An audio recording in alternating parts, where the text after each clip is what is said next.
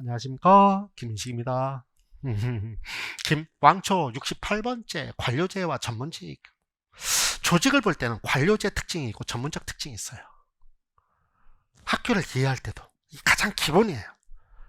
그래서 우리가 왕초니까 여기서 하고 있는데, 관료제의 특징이 뭐냐면, 관료제라는 말이 무슨 말인가를 이해해야 되겠죠. 원래 뷰로크러시 관료제라는 말은 무슨 말이냐면, 관료 특징이 이렇게 5가지 있는데 이걸 외우려는 건 우리가 나중에 할 거고, 관료제는 뭐냐면 이런 뜻이 머릿속에 큰 조직을 효율적으로 관리하기 위한 조직을 관료제 조직 이렇게 얘기해요. 다시 한번 뭐라고요? 큰 조직을, 작은 조직 아니고요, 큰 조직을 효율적으로 관리하기 위해서 만들어진 조직을 관료제 그래요. 말들이 이해됐어요? 뷰로크러시란 박스 배부까지 얘기하는 건데, 관료제는 뭐 큰 조직을 효율적으로 관리하기 위한 조직을 관료제라고 한다. 관료제 집단 중에 제일 대표적인 집단이 어디냐면 군대예요. 남자들은 군대 쌤 이럴 수도 있고, 여자들은 군대 쌤 이렇게 안 해도 너무 많이 군대 대해서 알아. 왜? 군대 얘기를 너무 많이 그쵸. 그래서 저는 군대 얘기 사실은 잘 안 해요. 가끔. 그래서 제가 옛날에 오해도 받았어요. 김 박사는 군대 혹시 안 갔다 왔어? 저도 갔다 왔거든요. 옛날 말로 박박지였거든요.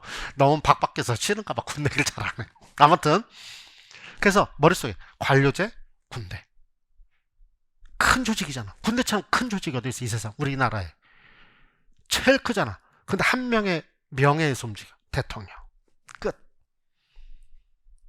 무슨 말인지 이해되셨죠? 그래서 큰 조직.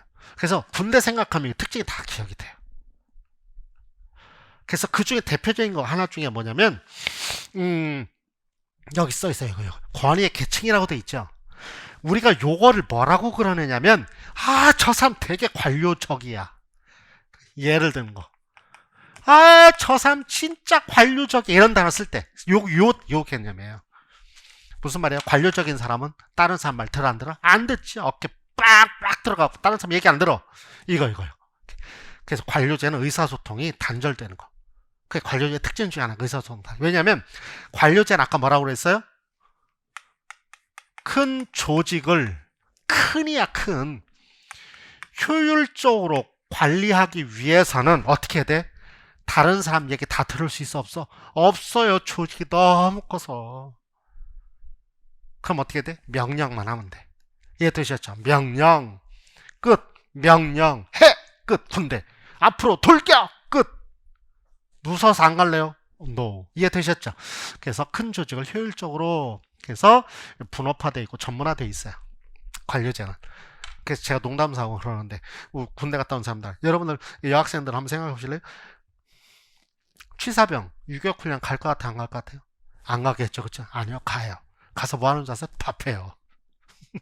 전쟁이라 하면 취사병 뭐예요? 밥해요. 자기 일만 해요. 이해되셨죠? 그래서 굉장히 전문성을 갖게 되게 돼요. 그 다음에 이제 관료제는 여기 굉장히 중요한 것 중에 하나가 요걸 굉장히, 또 요거 규칙을 굉장히 강조하는 게 관료제의 특징이에요. 그래서 규칙대로 움직이는 거, 이런 거를 관료제라 그럽니다. 그런데 이제 이런 걸 지금 다 강조할 건 아니고, 그런데 선생님이 관료제란 말은 왜 지금 말씀하고 계세요? 학교를 보면 관료제의 예 중에 하나가 뭐가 있냐면 업무. 이 업무가 관료제예요. 조금 전에 뭐를 하나 말씀드렸었냐면, 개선조직과 참모조직의 개념 컨텐츠에서 말씀드렸잖아요. 개선조직 위에서 아래로 이렇게 교장 선생님이 계시고, 교감 선생님이 계시고, 부장 선생님이 계시고, 그 다음에 우리 교사들이 있고, 그렇죠? 그럼 이렇게, 이게 뭐냐, 업무는 위에서 명령에 의해서 우리가 움직여야 되는 거예요. 일반적으로 이거는 물론 가끔가다가 부당한 명령을 내리기도 하지만, 이해되셨죠? 요건 완벽하게 관료제 성격이에요. 그래서 머릿속에 결론부터 얘기하면, 여기 보세요. 결론부터 얘기하면 관료제는 업무와 관계되는 건 학교는 관료제적 입장. 왜? 내가 맡은 일을 내가 해야 되잖아. 내가 교무부 내가 해야 돼요. 1학년 일반 담임 내가 해야 돼요. 다른 사람 해주는 게 아니잖아요. 이해되셨죠? 그 다음에 전문직은 우리 학교에 의하면 수업과 관계되는 건 전문직이에요. 머릿속에 일단 넣어놓으세요. 그러면 전문직은 어떤 특징이 있느냐? 짠! 볼게요. 이렇게 돼 있어요. 이렇게. 전문직의 특성은, 자, 전문직은 제일 중요한 건 자율성을 가져요. 이게 전문가예요. 미용실 원장님 전문가예요. 자율성을 갖고 머리를 잘라요. 이렇게 해주세요. 그래도 이해됐죠? 그 다음에 뭐 하는 거? 미용실 원장님은 전문성을 자율성을 갖고 자르지만 고객이 원장님 그러면 안 되잖아. 그래서 고객에게 봉사하는 거. 중요한 특징이 두 가지, 자율성과 봉사. 이게 전문직의 특징이에요. 우리 교사는 수업은 어떻게 내다고요? 자율성을 가져요. 교장 선생님 이거 해라 저거 해라 못해요. 내가 수업할 수 있는 거 내 양심껏 해요. 근데 누구를 염두에 두고? 항상 학생에게. 그러니까 학생이 없는 수업은 존재할 수 없어요. 제가 여기서 지금 혼자 떠들고 있어요. 컨텐츠를 찍고는 있어요. 근데 나 혼자 지금 떠드나요? 아니에요. 이 강의실에 여러분들이 있다는 가정하에, 지금 여러분들 모바일 보고 있는 여러분들을 가정하에 내가 수업을 하고 있단 말이에요. 학생에게 봉사하는, 교장에게 잘 보이려고 수업하는 거 아니에요. 그래서 전문성은 머릿속에 두 가지, 자율성을 가져야 된다.